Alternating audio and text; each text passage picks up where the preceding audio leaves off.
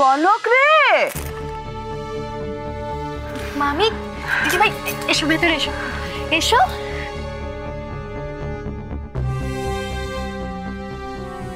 দিদি ভাই কেমন আছো তুমি? শরীর ঠিক আছে তোমার? হ্যাঁ, ঠিক মতো খাওয়া দাওয়া করছো তো তুমি? হ্যাঁ রে বাবা। মামি, তুমি, মামা কেমন আছো তোমরা?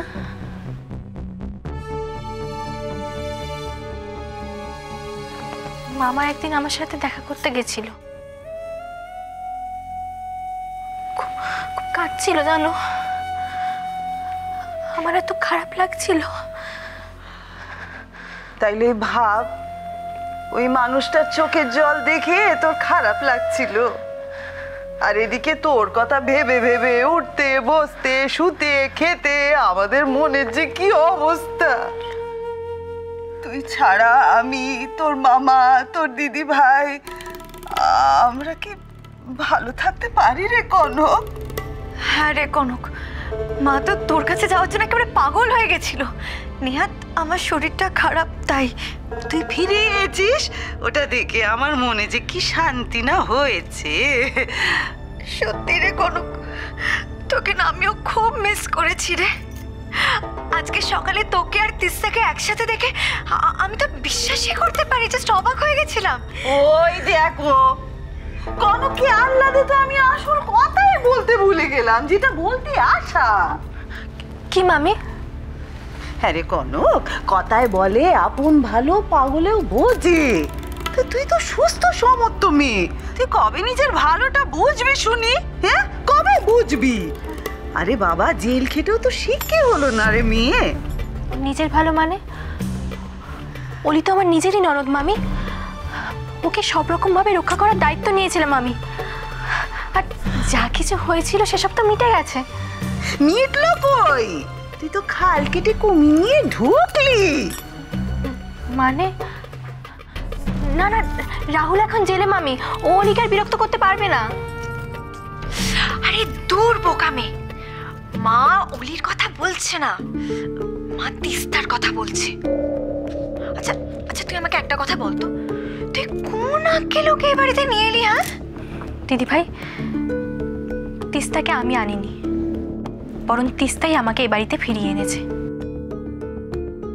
ওর জন্যই আমি ফিরে আসছি। আরে বাবা, সেটা তো বুঝলাম, কিন্তু তুই একবার ভেবে দেখেছিস কি যে এ বাড়ি থেকে অপমানিত হয়ে বেরিয়ে যাওয়ার পর আবার তোকে নিয়ে ঢুকে ছলে বলে কৌশলে সাত্তকীর মন জয় করতে চায় কি না?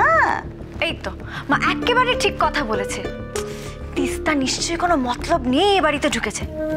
আর তুই তো সরল সিধে বোকা টাইপের মানুষ না, তোকে ঢাল করে এ বাড়িতে ঢুকে তোরই সর্বনাশ করবে, তুই দেখে নিস। তোমরা ভুল বুঝছো তিস্তাকে, আমি তো সবকিছু হারিয়ে ফেলেছিলাম, আবার যে সবকিছু ফিরে পাবো, তোমাদের সঙ্গে যে আমার আবার দেখা হবে, এটা তুমি ভাবতেই পারিনি। আর তিস্তার যদি কোনো খারাপ উদ্দেশ্য থাকতো, তাহলে ও তো আমাকে ওর কাছে এ বাড়িতে ফিরিয়ে দিত না। বাবা, তিস্তা দেখছি ভালোই ব্রেন ওয়াশ করেছে। রাহুল তিস্তার ভাই মামি, ও যাই অপরাধ করে থাকুক না কেন, তাকে জেলে পাঠিয়ে আমাকে মুক্তি দেওয়া সহজ ছিল না। আর এই কঠিন কাজটাই ও করেছে, তাহলে কি করে ওকে খারাপ ভাবি বলো? তোর মাথাটা না একেবারে গেছে, আর কদিন জেলে থেকে আরো বেশি ভোঁতা হয়ে গেছে। তুই না ওই মেয়েটাকে খুব তোল্লাই দিচ্ছিলি, কিন্তু সাত্তকী বাবার জীবনের মুখের দিকে চেয়ে দেখেছিলি?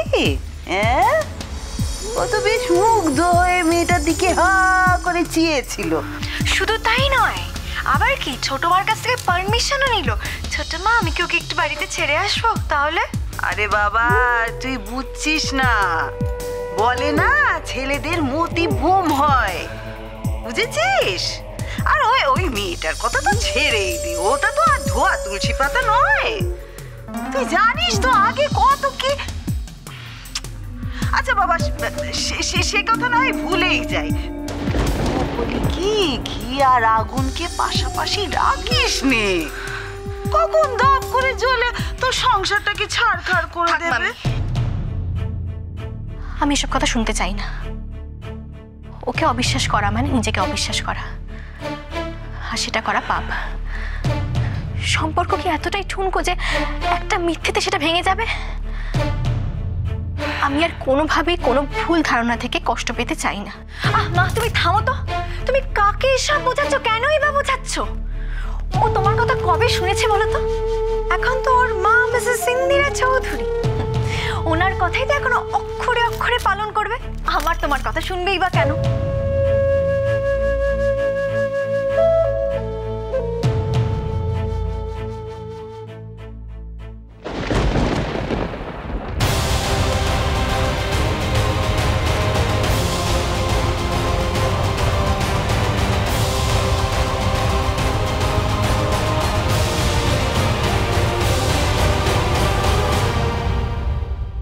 না, ঠিক বলনি। আগে তোমাকে বুঝতে হবে অলি, তুমি আর ছেলে মানুষ নেই।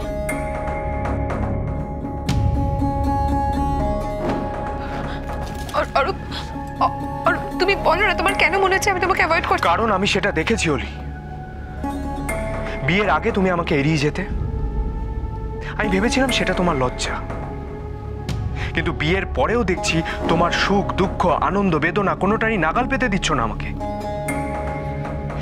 সবসময় কি যেন একটা আড়াল করছো আমার থেকে। কেন অলি?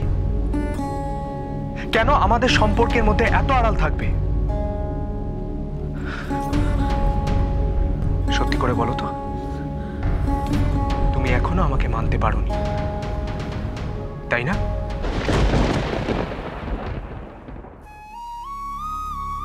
আমি চরম ভুল করেছি অরূপ, আমার কমপ্লিকেটেড লাইফের সাথে তোমার সিম্পল লাইফটাকে জড়িয়ে। শুধু তুমি কেন, তোমার জায়গায় যে কেউ থাকলেই আমাকে এই প্রশ্নগুলো ফেস করতে হতো। কিন্তু আমি কি জবাব দেব তোমাকে? আমি জানি এবারও তুমি চুপ করেই থাকবে। তাহলে আমি বলছি, আংটি হারানো থেকে শুরু করে বিয়ের দিন রাতের ঘটনা যতবারই তোমাকে প্রশ্ন করেছি, তোমার চোখ থেকে শুধু জল আর নীরবতা ছাড়া আমি কিচ্ছু পাইনি। তার মানে আমাকে এটাই ধরে নিতে হবে যে তুমি আমাকে ভালোবাসো না। ভালোবাসা তো দূর, তুমি আমাকে এখনো বন্ধু বলেই মানতে পারোনি। অরূপ, আজ বৌরানী বাড়িতে এসেছে, আজকে তোমাকে সব কথা বলতে হবে। আমি বলতে বাধ্য হচ্ছি অলি। প্রতিদিন ভাবছি এবার অন্তত তুমি আমাকে সব বলবে। একটা অদ্ভুত অন্ধকারের মধ্যে রেখেছো তুমি আমাকে। যদি তোমার আমার সম্পর্কের মধ্যে মিনিমাম ট্রান্সপারেন্সি না থাকে, তাহলে এই সম্পর্ক রেখে কি লাভ বলো তো আমাকে? অরূপ, কি বলছো এসব তুমি? আমি বলছি কারণ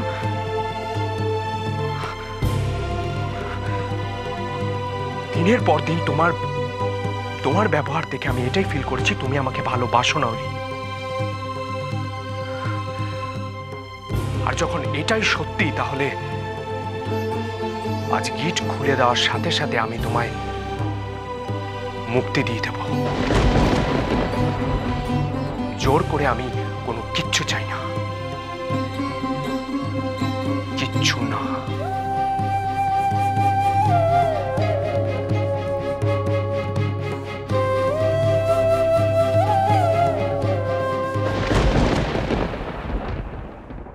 একদম ঠিক বলেছ ঝিলমিল।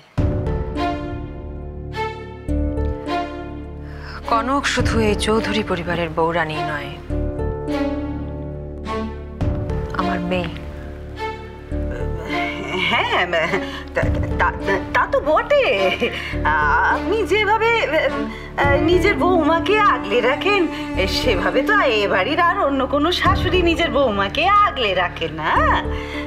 তাই আপনাকে দিয়ে কি মনে হয় যে আপনার বৌমা থেকে আপনার মেয়েই বেশি?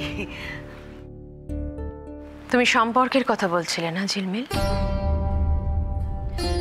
ঝিলমিল, সম্পর্ক তৈরি করতে হয় আর বজায় রাখতে হয়। বজায় রাখতে হয় কি দিয়ে জানো? ভালোবাসা দিয়ে, যেটা কনক করেছে।